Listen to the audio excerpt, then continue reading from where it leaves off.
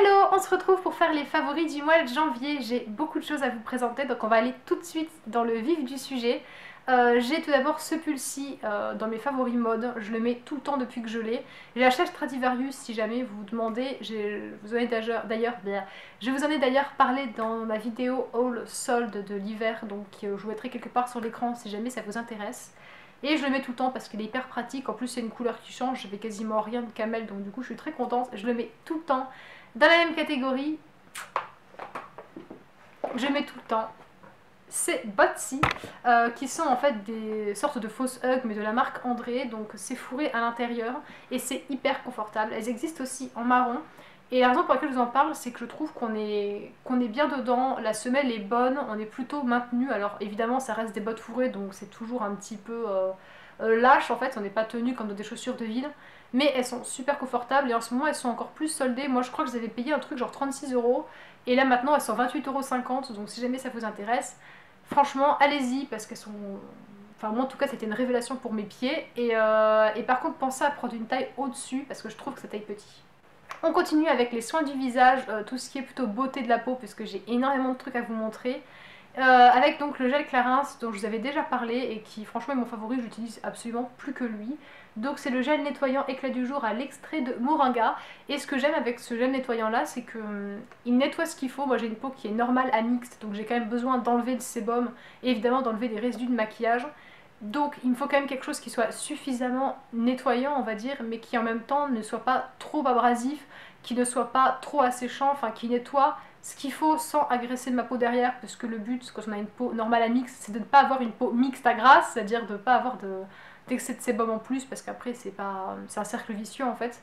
Et avec celui-là je trouve que l'équilibre est gardé, ça laisse ma peau douce après, j'ai l'impression effectivement qu'il y a un effet aussi... Pour le teint, ils disent que c'est un gel éclat du jour, donc effectivement j'ai la peau qui est plus lumineuse après, mais ça peut aussi être dû au fait que ça allait débarrasser de ses impuretés, donc voilà. Ça c'est pareil, c'est un petit peu entre guillemets, mais dans tous les cas, je suis très convaincue pour ce qui est de ma peau. Je trouve que ça me fait une belle peau, j'ai pas de boutons, j'ai pas de réaction, ça me fait un bon équilibre. Et j'utilise avec le soir la petite éponge Conjac, comme ça, que j'aime toujours autant, qui est à l'argile verte, il me semble celle-ci. Si jamais j'utilise pas celle-là, j'utilise celle à l'argile rose pour peau sensible, donc voilà. Et je l'aime beaucoup aussi, j'aime bien l'utiliser, je trouve que ça fait vraiment un massage, c'est très agréable le soir. On a la sensation aussi que ça nettoie mieux qu'avec les doigts en fait, donc du coup c'est ça que j'aime bien. Je l'utilise le soir pour enlever vraiment en profondeur tout ce qui est pollution, excès de maquillage, etc. Et du coup, je trouve que j'ai une très jolie peau, enfin je sais pas si vous pouvez voir, mais j'ai beaucoup moins d'imperfections qu'avant, donc je suis très contente. Et puisqu'on parle d'imperfection, on va y aller jusqu'au bout, attendez je l'attrape, hop voilà. J'ai cette petite chose à vous montrer, alors en fait c'est de la marque, c'est Cicatril, ouais. De la marque Cicatril, en fait c'est de la pommade en sachet dose. Vous achetez une boîte, dedans je crois qu'il y a genre 10 petits sachets comme ça. Moi je l'ouvre un tout petit peu dans le coin et je l'utilise jusqu'à ce qu'il n'y en ait plus. Et en fait je m'en utilise pourquoi? C'est supposé être pour les brûlures et les coupures, donc c'est sûr que si je me coupe, bah, je vais m'en servir. Mais moi j'utilise vraiment à des fins cosmétiques, en fait je m'en sers pour les boutons. Par exemple j'en avais un juste là. Hop, je mets ça sur un petit coton-tige, je frotte et tout, et du coup je trouve que ça aide beaucoup plus facilement le bouton à partir. De la même manière, si vous avez des rougeurs, parce que vous êtes fait un soin pour le visage ou quoi, et que du coup vous avez des rougeurs sur le nez, vous avez des rougeurs et tout, et vous voulez pas le lendemain pour aller bosser avoir vos magnifiques traces de rougeurs et tout, ça peut vous aider. Je trouve que ça marche très bien, donc je voulais également vous en parler. On continue avec ce produit-ci qui est un produit pour les cheveux cette fois-ci, donc c'est de la marque Phyto. C'est Secret de nuit, donc c'est un soin de nuit régénérant haute hydratation. Moi en fait ce qui m'a intéressé dans ce produit, c'est que je trouve que j'ai les cheveux qui sont un petit peu abîmés au niveau de la longueur et des pointes, mais surtout de la longueur finalement. Et je trouvais que juste après m'être lavé les cheveux et avoir mis mon après-shampoing, on a les cheveux qui sont très soyeux, très doux. Mais d'ici que vous fassiez votre prochain shampoing, au bout d'un moment cet effet s'estompe et vous avez les cheveux qui sont plus rêches, qui sont moins doux, c'est moins agréable. Et donc je me suis dit pourquoi pas essayer ça. Donc en fait c'est un masque de nuit, comme on pourrait faire ça pour le visage. Donc vous mettez un certain nombre de pompes, donc moi j'en utilise globalement 2 à 3. Et après vous répartissez ça en fait sur les longueurs avant de vous coucher. Le matin quand vous vous réveillez, il n'y a plus aucun effet de matière, plus aucun résidu, rien du tout. Si ce n'est que vos cheveux sont plus doux, plus faciles à peigner, plus faciles à démêler.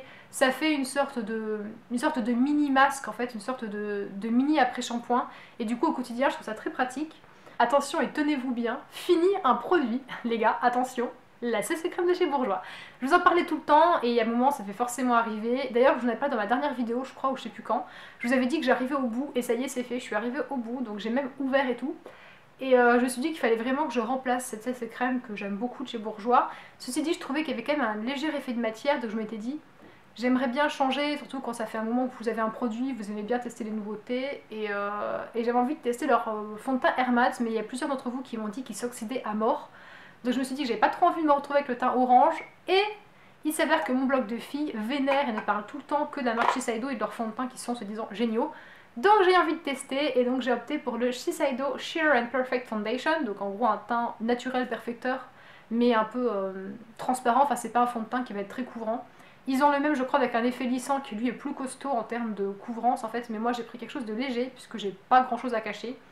Et c'est trop bien en fait. Donc j'ai la teinte 100, donc déjà, alléluia, la teinte est suffisamment claire pour moi. C'est pas tellement un problème de trouver des marques qui font des fonds de teint clairs, c'est un problème de trouver des marques qui font des fonds de teint clairs et qui les mettent en testeur dans les boutiques. Parce que quand vous rentrez dans les zones trop claires ou trop foncées de peau, vous n'existez plus. Donc vous avez du coup des testeurs en fait pour les nuances qui se vendent le plus dans le pays et pas tellement des nuances trop foncées ni trop claires. Donc du coup c'est un peu compliqué d'acheter un fond de teint sur internet sans avoir testé la couleur en vrai en boutique. Donc j'étais très contente de voir que celle-là était disponible en testeur quoi. C'était ma teinte. C'était un fond de teint qui est couvrant avec un FPS. Je me suis dit, mon blog de fille elle est convaincue par ce produit, bah pourquoi pas tester. Et franchement, bon alors après voilà je l'ai depuis une semaine donc c'est plus une découverte qu'un vrai favori pour l'instant mais j'en suis complètement conquise.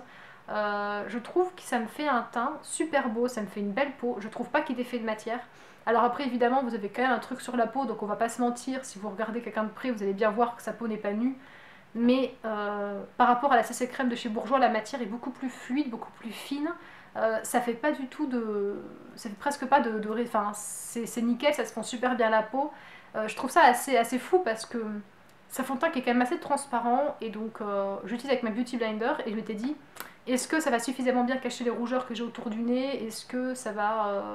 Enfin j'avais peur que ce soit pas assez couvrant en fait et finalement c'est parfait quoi, c'est vraiment ce dont j'avais besoin. Je m'en sers sur les cernes moi, je n'ai pas d'anti-cerne et c'est très bien aussi. Par contre si vous avez des boutons ou des rougeurs vraiment particulières en fait, ça sera pas assez couvrant. Je vais faire un petit intermède viteuf pour vous parler de ça. Parce que je vous en parle tout le temps, mais là je voulais vous en parler pour vous donner l'information pratique. Donc c'est le shampoing Baptiste, c'est le blush, c'est un shampoing sec que j'ai vu dans une Birchbox ou une Glossybox, je sais plus.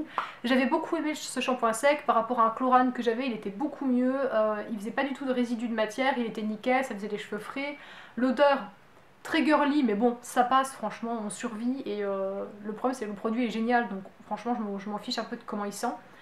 Et je m'étais dit, tous les produits Baptiste sont comme ça, et je n'avais un peu marre d'utiliser celui-là, je voulais un peu changer, donc qu'est-ce que j'ai fait? J'avais le choix entre le Wild et le Cherry, et je me suis dit, bah Wild, bon, j'aime pas trop le délire, donc je vais prendre le Cherry.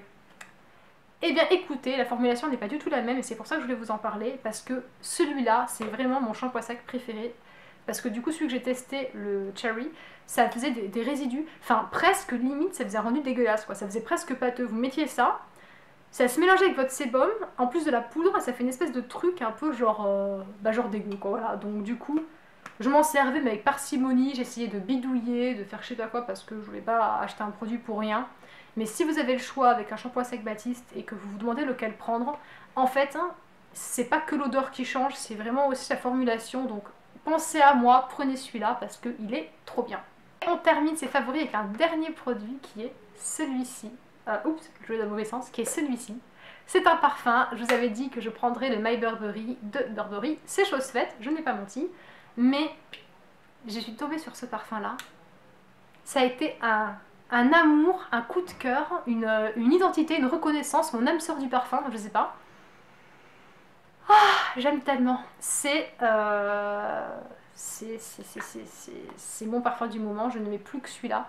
Alors j'adore le My Burberry aussi, je l'aime toujours autant et je pense que cet été je l'utiliserai parce qu'il s'y prête bien à la chaleur. C'est un parfum qui est très frais et très lumineux, donc très aérien et vraiment l'été je pense que c'est un bon compromis. Vous êtes parfumé mais sans que ce soit entêtant. Celui-là ça va être beaucoup plus compliqué de le porter l'été parce qu'il est extrêmement enivrant, mais il est hyper sensuel. Enfin, s'il vous plaît, allez sentir ce parfum. Allez à Sephora parce que je crois que c'est une exclusivité avec la marque Tom Ford, vous ne pouvez pas le trouver ailleurs. En tout cas, Nocibé, il n'y est pas. Bon alors je vais essayer de vous le décrire. Donc c'est un parfum déjà de base qui est oriental. Vous avez de la vanille dedans et de l'ambre. Ça c'est à coup sûr. Après peut-être que vous avez un bois, genre un patchouli ou un truc comme ça, mais... Ce que je trouve caractéristique, c'est qu'il est extrêmement enivrant, sensuel, sexy. C'est vraiment un parfum de femme en fait, c'est pas du tout un parfum de jeune fille, c'est pas un parfum qui se veut léger, aérien. C'est pas une odeur de propre, on n'est pas du tout là-dedans. C'est hyper sensuel. Et je dirais même sexuel en fait, parce que c'est tellement enivrant, je trouve que c'est de la féminité, mais dans le sens concret du terme quoi. Et j'adore ce parfum, je trouve qu'il sent hyper bon. Je retrouve un peu des odeurs aussi de fruits confits, genre je dirais dattes ou figues ou miel. Enfin, ça m'évoque un peu ce genre de fruits là, donc c'est des fruits qui sont pas du tout croquants et peps, c'est vraiment quelque chose de plus sombre en fait, ouais, de plus suave. En fait, c'est vraiment ça et c'est naturel quoi. C'est mon parfum quoi. J'aime trop quoi. Et l'avantage au moins c'est que celui-là tout le monde ne l'a pas. Donc voilà, je vous en parle parce que je vous aime fort. Mais sinon je vous en parlerai pas parce que c'est vraiment c'est une tuerie. Enfin voilà, s'il vous plaît, allez sentir ce parfum et dites-moi ce que vous en pensez. Alors je conviens, enfin je conçois tout à fait que c'est pas un parfum qui va plaire à tout le monde parce qu'il est quand même assez puissant. Et du coup il a beaucoup de caractère aussi. C'est un parfum qui a beaucoup de présence, il a beaucoup de corps. C'est un peu comme un vin rouge bien corsé par rapport à un rosé par exemple, c'est vraiment pareil. Donc voilà, je voulais vraiment vous en parler. Je pense que c'est un parfum que pourrait porter une vampire quoi, typiquement. C'est pour vous dire un petit peu le niveau quoi. Voilà, et j'allais vous dire que j'ai terminé la vidéo, mais non, je fais une légère petite précision. Il y a une chanson qui me fait délirer en ce moment, et je vais vous en parler. C'est la chanson de chez Hyacinthe qui s'appelle L'Ennui, voilà. Et ça me fait kiffer en fait cette chanson. Alors, après en soi, le concept de la chanson n'est pas forcément très drôle puisque c'est un mec qui trompe sa meuf, mais moi je trouve ça trop marrant en fait, pour le coup. J'adore l'écouter, je trouve qu'elle est super sympa. Alors après c'est un rap, il paraît que ça a beaucoup de succès, il parle de rap émo, je sais pas quoi sur internet. Moi personnellement je suis pas versée spécialement style de musique.